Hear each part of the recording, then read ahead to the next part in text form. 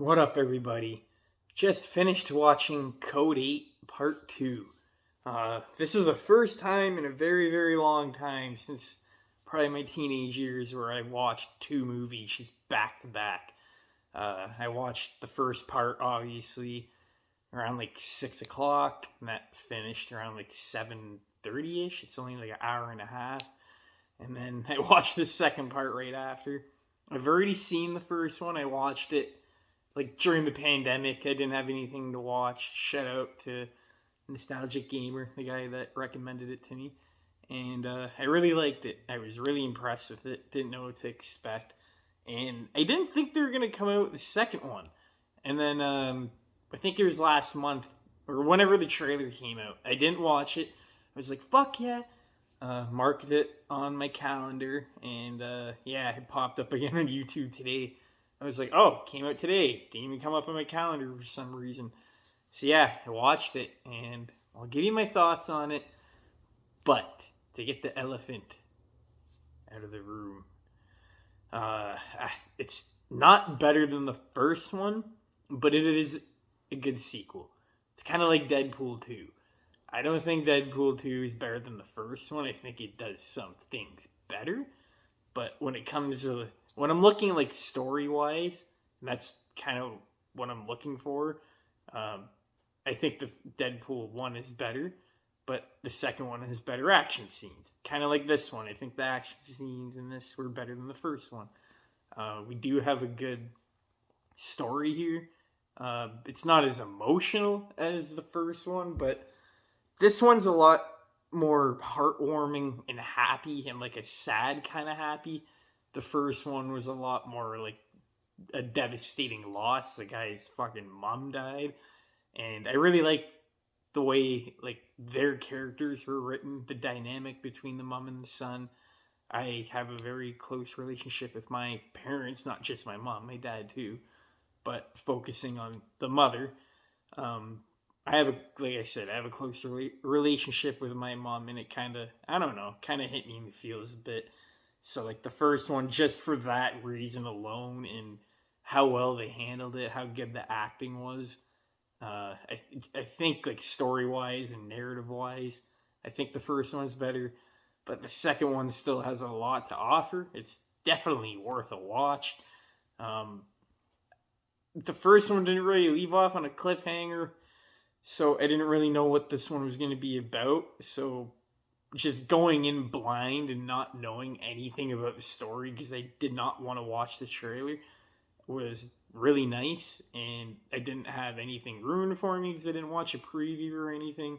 So I got to watch this with fresh eyes, and it was just a ride. Like I didn't know where the story was gonna go next, how it was gonna play out, what characters were gonna get killed off, who was gonna stay.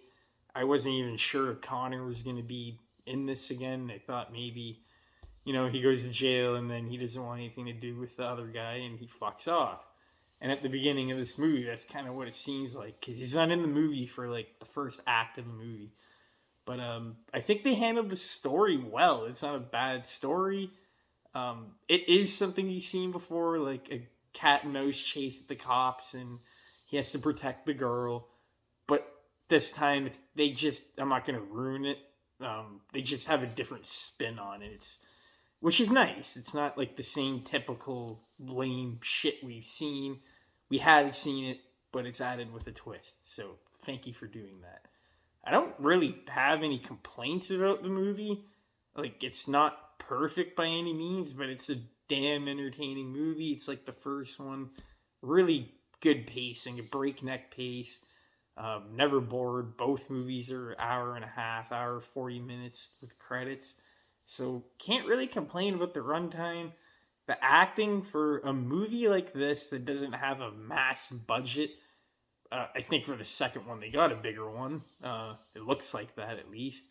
But like the cinematography and the acting, like you look at this and you think it is like a B+ movie. It's not like a top tier A+ John Wick action movie. But like for a movie of this caliber in this category, it really stands out because the cinematography, the score in both of in the movie, sorry, are completely different, and they're really good.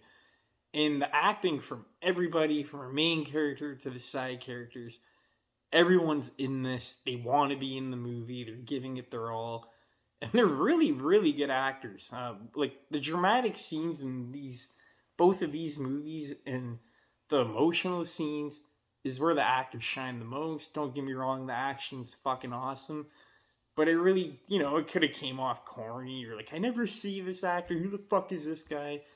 But it's like really good stuff, and I was really surprised of how much effort they put into that, and they just didn't go for all out action. They really did focus on the characters, and the second one just expands upon it.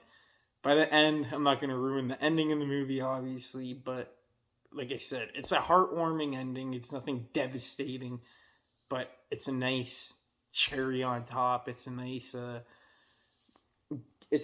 little wrap bow for our characters just to go. Everyone kind of gets their own send off in a way, which is nice because the first one kind of just like ends and nothing. You don't know really, like, are we going to see them again? So it was nice to get that. Overall, I like the first movie more, not by a whole lot, probably by a couple of ratings. I would give this one like a 7. Like, it wasn't bad at all. I was really entertained. Like I said, great action, great use of their powers. Everyone has different powers, and I really like that concept of the movie.